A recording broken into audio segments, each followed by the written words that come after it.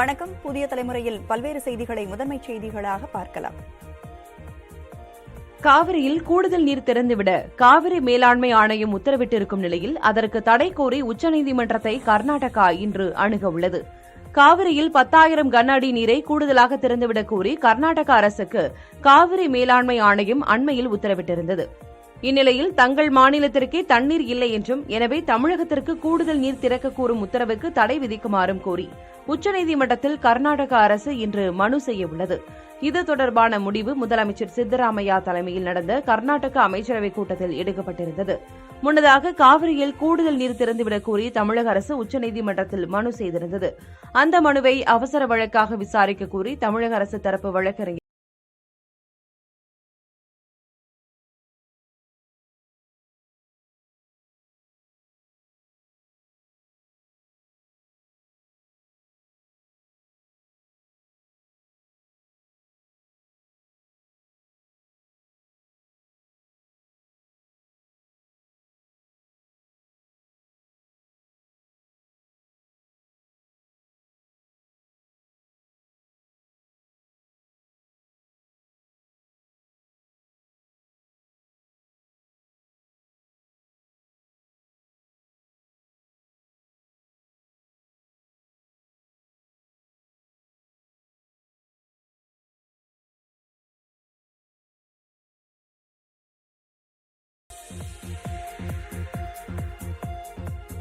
இமாச்சல பிரதேச மாநிலத்தில் நாளை முதல் 3 நாட்களுக்கு மிக பலத்த மழை பெய்யும் என்று வானிலை மையம் எச்சரித்துள்ளது.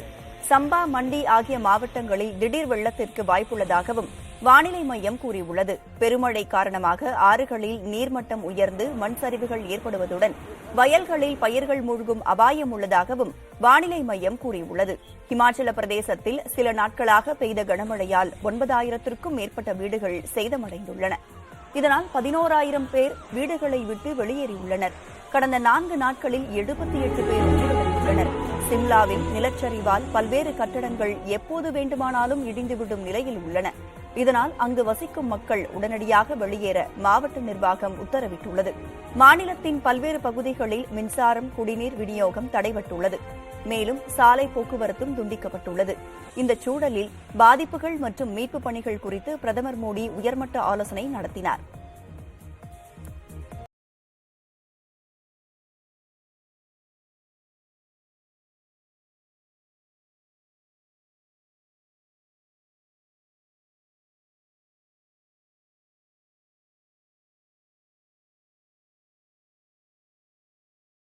என்று பிரதமர் மோடி தவறான தகவலை கூறி வருவதாகவும் ராகுல் காந்தி பேசியிருந்தார். அதற்கு பாஜக சார்பில் அக்கட்சியின் மூத்த தலைவர் ரவிசங்கர் பிரசாத் கண்டனம் தெரிவித்துள்ளார்.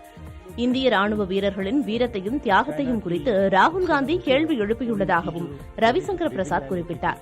இந்தியாவிற்கு எதிராக பேசுவதே ராகுல் காந்தியின் வழக்கமான செயல்களில் ஒன்றாகிவிட்டதாகவும் ரவிசங்கர் பிரசாத் சாடினார். வெங்காய ஏற்றுமதிக்கு விதிக்கப்பட்டுள்ள 40 விழுக்காடு வரியை எதிர்த்து மகாராஷ்டிரா மாநிலத்தில் விவசாயிகள் போராட்டத்தை தொடங்கியுள்ளனர். அரசின் நடவடிக்கையால் வெங்காயத்தின் விலை கணிசமாக குறைந்து தங்கள் வருவாய் குறையும் என விவசாயிகள் கூறுகின்றனர். இந்நிலையில் மத்திய வர்த்தகத்துறை அமைச்சர்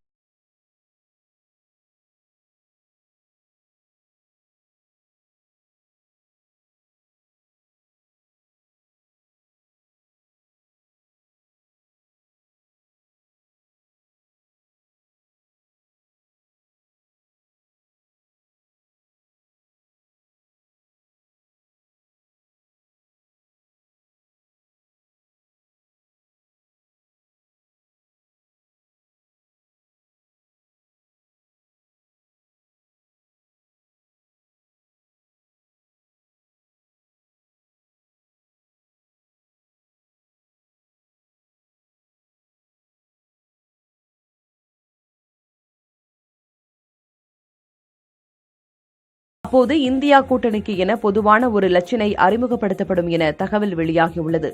எதிர்க்கட்சிகளின் தலைவர்கள் சந்திப்பிற்கான ஏற்பாடுகளை மேற்கொள்வது குறித்த கூட்டம் மும்பையில் நடைபெற்றது. அதில் காங்கிரஸ், தேசியவாத காங்கிரஸ், சிவசேனா உத்தவ் பிரிவு ஆகிய கட்சிகளின் பிரதிநிதிகள் ஆலோசனையில் ஈடுபட்டனர். திருப்பதி அலிபுரி நடைபாதையில் கரடி நடமாட்டத்தால் பக்தர்கள் கவலை அடைந்துள்ளனர். நரசிம்மர் கோயில் பகுதியில் கரடி சுற்றியதை கண்ட பக்தர்கள் வனத்துறை அதிகாரிகளுக்கு தகவல் தெரிவித்தனர். இதையடுத்து கரடியை பிடிக்கும் பணி மேற்கொள்ளப்பட்டது. இதே பகுதியில் சிறுத்தை தாக்கி சிறுமி உயிரிழந்ததன் எதிரொலியாக 2 சிறுத்தைகள் கூண்டு வைத்து பிடிக்கப்பட்டன என்பது குறிப்பிடத்தக்கது. ஹங்கேரியில் நடைபெற்று வரும் சர்வதேச தடகள போட்டிகளில் 2வது நாளும் இந்தியாவுக்கு ஏமாற்றம் தருவதாகவே அமைந்தது. 400 மீட்டர் தடை தாண்டும் போட்டியில் இந்திய வீரர் சந்தோஷ்குமார் தமிழரசன் தகுதிச் சுற்று போட்டியிலேயே தோல்வியை தழுவினார். உயரம் தாண்டுதலில் அனில் குஷேராவும் தகுதிச் சுற்றுடன் வெளியேறினார்.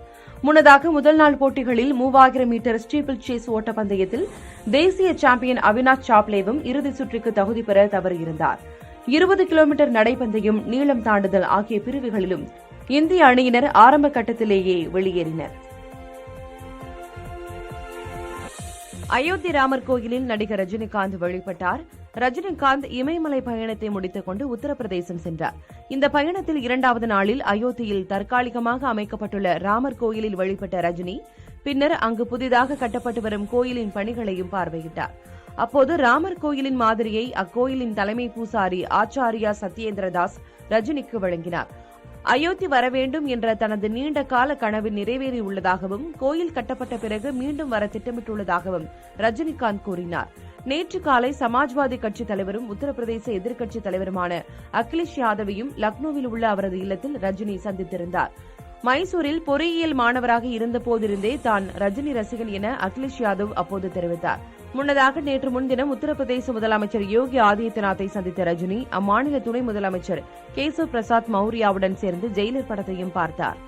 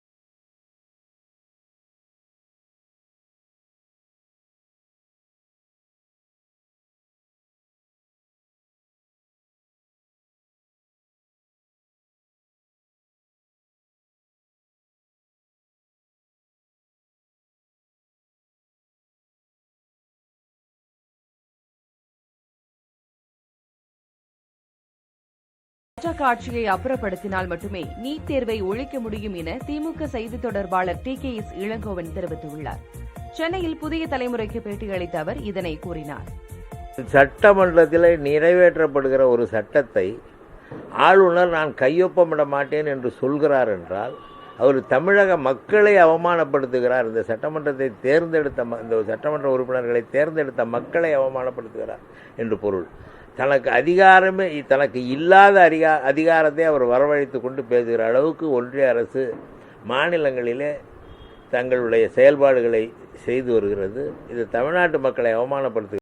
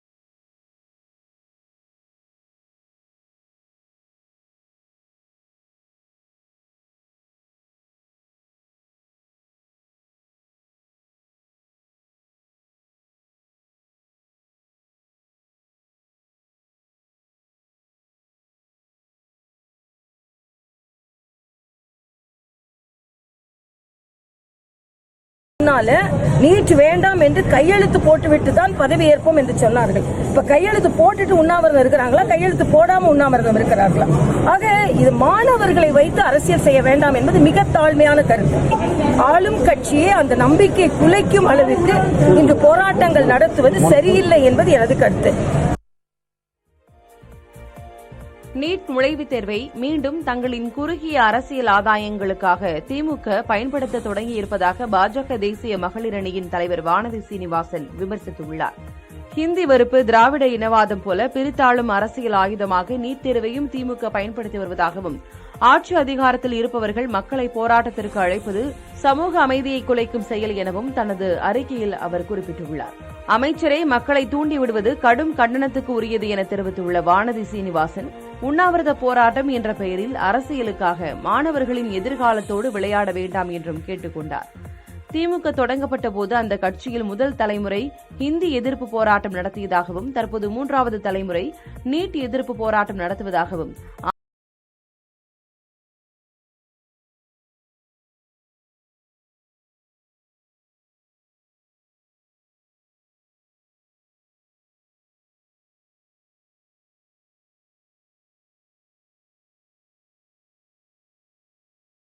எப்படி மெடிக்கல் ஸ்டூடெண்ட்ஸ்க்கு குவாலிஃபைங் எக்ஸாமா நீட்டை வச்சிருக்கீங்களோ, இன்ஜினியரிங் ஸ்டூடெண்ட்ஸ்க்கு ஜேஇ வச்சிருக்கீங்களோ, இருக்கிற சென்ட்ரலில் இருக்க எல்லா பொலிட்டீஷியனுக்கும் பிஇ பொலிட்டிக்கல் என்ட்ரன்ஸ் எக்ஸாம்னு ஒன்று வைங்க.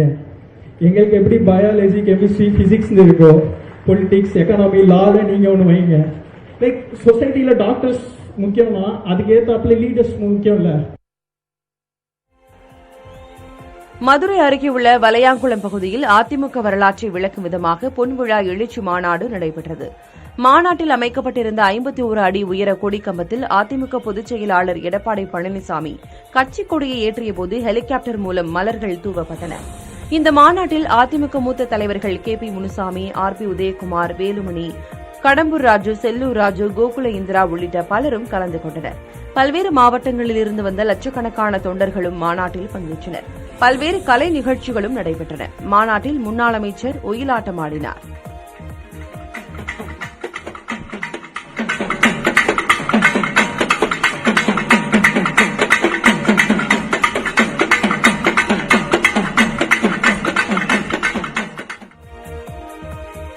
மதுரையில் நடைபெற்ற அதிமுக மாநாட்டில் பேசிய எடப்பாடி பழனிசாமி, 13 ஆண்டுகள் மத்தியில் ஆட்சியில் இருந்த திமுக எம்பிக்கள் கச்சத்தீவை மீட்பதற்கு எந்தவித நடவடிக்கையும் எடுக்கவில்லை என குற்றம் சாட்டினார். மீனவர்களின் வாழ்வாதாரத்தை காக்க அதிமுக அரசு கடும் முயற்சிகளை மேற்கொண்டதாக கூறிய அவர், ஊழலுக்காக ஆட்சி கலைக்கப்பட்ட ஒரே கட்சி திமுக தான் என விமர்சித்தார். ஊழல் வழக்குகளில் சிக்கியுள்ள திமுக அமைச்சர்கள் விரைவில் சிறைக்கு செல்வார்கள் என தெரிவித்த எடப்பாடி பழனிசாமி, அதிமுகவை அழிக்கலாம் என முதலமைச்சர் ஸ்டாலின் எண்ண வேண்டாம் என குறிப்பிட்டார். தொடர்ந்து பேசிய அவர் அதிமுக ஆட்சியில் நடைபெற்ற சாதனைகளை பட்டியலிட்டார். 13 ஆண்டு காலம் திமுகவை சேர்ந்த எம்பிகள் மத்தியில் ஆட்சி அதிகாரத்தில் இருக்கின்ற பொழுது கச்சத்தீவை மீட்க ஞாபகம் வரவில்லை. கச்சத்தீவு ஒப்பந்தத்தை ரத்து செய்ய முயற்சி எடுக்கவில்லை. டாஸ்மாக்ல பெரிய ஊழல். இன்றைக்கு டாஸ்மாக் கடைக்கு சென்று ஏழை எளியோர் மதுபானம் வாங்கினா ஒரு பாட்டிலுக்கு 10 ரூபாய். ஒரு நாளைக்கு 1 கோடி பாட்டில் விற்குது. ஒரு நாளைக்கு 10 கோடி ஊழல் செய்த அரசாங்கம் திமுக அரசாங்கம். மறுக்க முடியுமா? மதுரையில் நடைபெற்ற அதிமுக மாநாட்டில் அனைத்து குடும்ப தலைவிகளுக்கும் 1000 ரூபாய் ஊக்கத்தொகை வழங்க கோரிக்கை, பேனா நினைவு சின்னம் அமைக்க கண்டனம் உள்பட 32 தீர்மானங்கள் நிறைவேற்றப்பட்டன. அதிமுக மாநாட்டில் திருக்குறளை தேசிய நூலாக அறிவிக்க வேண்டும், தமிழகத்தில் உள்ள அனைத்து கல்வி நிலையங்களிலும் தமிழை கட்டாயமாக்க வேண்டும், அனைத்து அட்டவணை மொழிகளையும் அலுவல் மொழியாக அறிவிக்க வேண்டும் எனவும் மத்திய அரசை வலியுறுத்தி தீர்மானம் நிறைவேற்றப்பட்டது.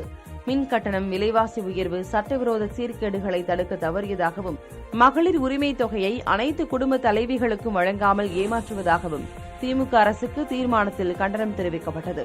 கடலில் பேனா சின்னம் அமைக்க துடிப்பதாகவும் தமிழக அரசுக்கு கண்டனம் தெரிவிக்கப்பட்டது.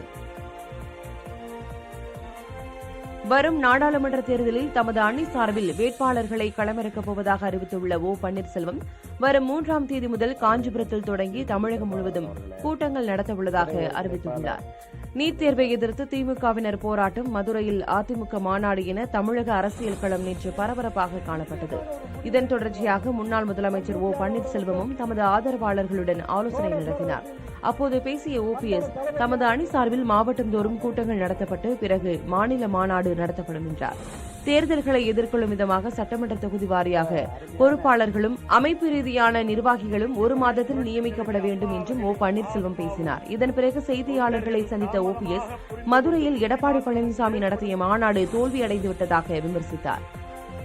உறுதியாக சொல்கிறேன், மதுரையில் நடைபெற்ற அதிமுக மாநாடு மூலம் அரசியலில் எந்த மாற்றமும் வராது என மதிமுக பொதுச் செயலாளர் வைகோ விமர்சித்துள்ளார்.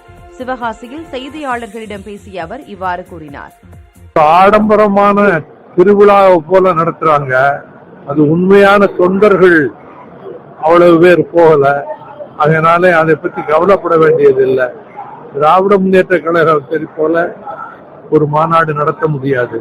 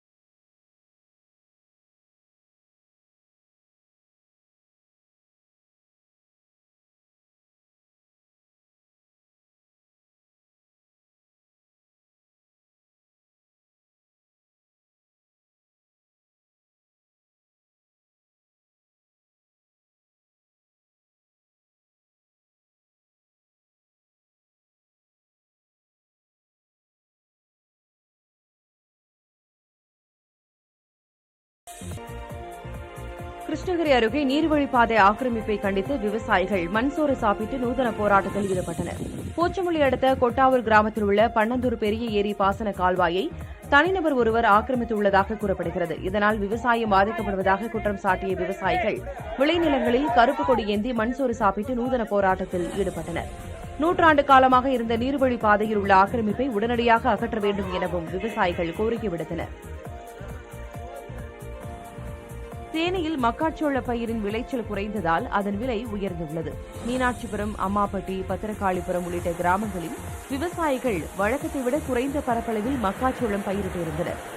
கடந்த ஆண்டு ஒரு குவிண்டால் மக்காச்சோளம் 1800 ரூபாய் வரை விற்ற நிலையில் தற்போது விளைச்சல் குறைவு காரணமாக 2300 ரூபாய் வரை விற்பனையாகிறது. சத்துமாவு மற்றும் பாப்கார்னுக்கு மக்காச்சோளம் மூலப்பொருளாக இருப்பதும் அதன் விலை உயர்வுக்கான காரணமாக கூறப்படுகிறது. தேனி மாவட்டம் கடமலைக்குண்டில் நடைபெற்ற மாநில அளவிலான கபடி போட்டியில் தேவாரம்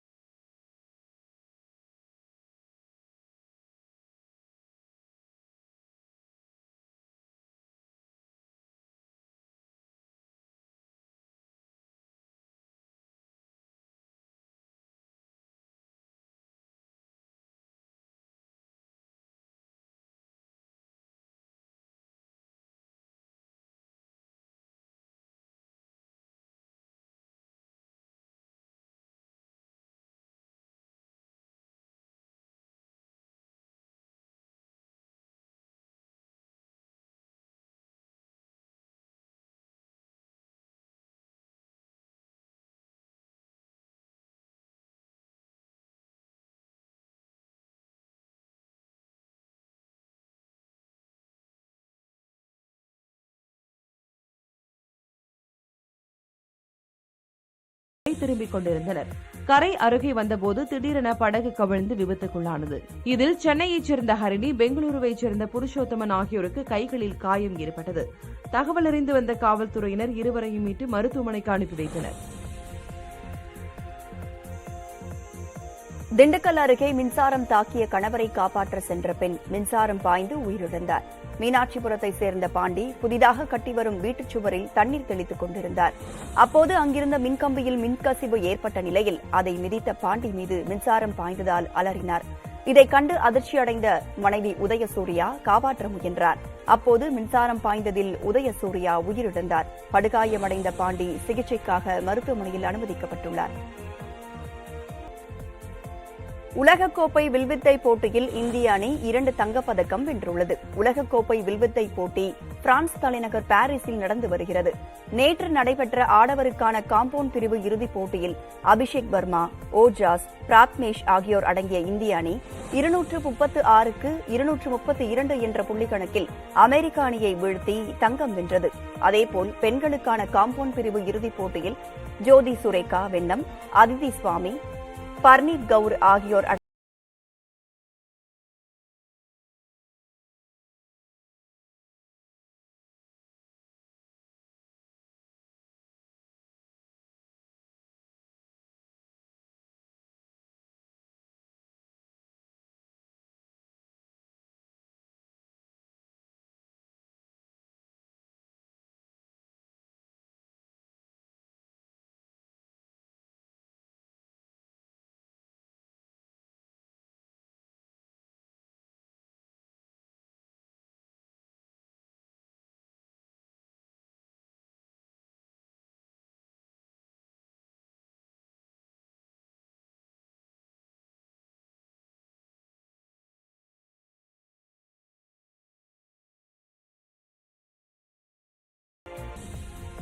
பணி நியமனத்திற்கு ஒப்புதல் அளிக்க கோரி 8 ஆண்டுகளாக போராடி வந்த ஆசிரியையின் நியமனத்திற்கு தற்காலிக ஒப்புதல் வழங்கப்பட்டுள்ளதாக சென்னை உயர்நீதிமன்றத்தில் தெரிவிக்கப்பட்டுள்ளது.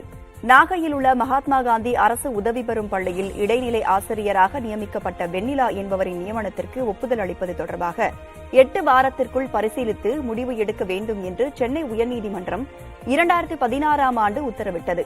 ஆனால் ஒப்புதல் அளிக்காததால் மாவட்ட கல்வி அலுவலருக்கு எதிராக 3 முறை நீதிமன்ற அவமதிப்பு வழக்கு தொடரப்பட்டது. இந்த வழக்கு மீண்டும் விசாரணைக்கு வந்தது. அப்போது வெண்ணிலாவின் பணி நியமனத்திற்கு தற்காலிக ஒப்புதல் அளிப்பதாகவும் இந்த வழக்கு உச்சநீதிமன்றத்தில் மேல்முறையீடு செய்யப்பட்டுள்ளதால் தற்காலிக ஒப்புதல் வழக்கின் இறுதி தீர்ப்புக்கு கட்டுப்பட்டது என நாகை மாவட்ட தொடக்கக் கல்வி அலுவலர் பிறப்பித்துள்ள உத்தரவு தாக்கல் செய்யப்பட்டது. இதனையடுத்து ஆசிரியை வெண்ணிலா தொடர்ந்த நீதிமன்ற அவமதிப்பு வழக்கை முடித்து வைத்து நீதிபதி உத்தரவிட்டார். சென்னை ICF ஆலை வளாகத்தில் ஆரஞ்சு நிற வந்தே பாரத் ரயிலை இயக்கி ஆய்வு மேற்கொள்ளப்பட்டது. இந்த ரயில் ICF-இல் தயாரிக்கப்பட்டுள்ள 33வது வந்தே பாரத் ரயிலாகும். ஏற்கனவே உள்ள வந்தே பாரத் ரயிலின் பெட்டிகள் வெள்ளை மற்றும் நீல நிறத்தில் உள்ளன. தற்போது ஆரஞ்சு நிற வந்தே பாரத் ரயில் பெட்டிகளின் தயாரிப்பு பணி முடிந்து ICF வளாகத்தில் பாடி வரை உள்ள சோதனை தடத்தில் இயக்க ஆய்வு மேற்கொள்ளப்பட்டது. 8 பெட்டிகளை கொண்ட இந்த ரயில் விரைவில் பயன்பாட்டிற்கு வரும் என ரயில்வே அதிகாரிகள் தெரிவித்தனர். எந்த ரயில்வேக்கு இந்த புதிய பெட்டிகள் அனுப்பப்படும் என்பது குறித்து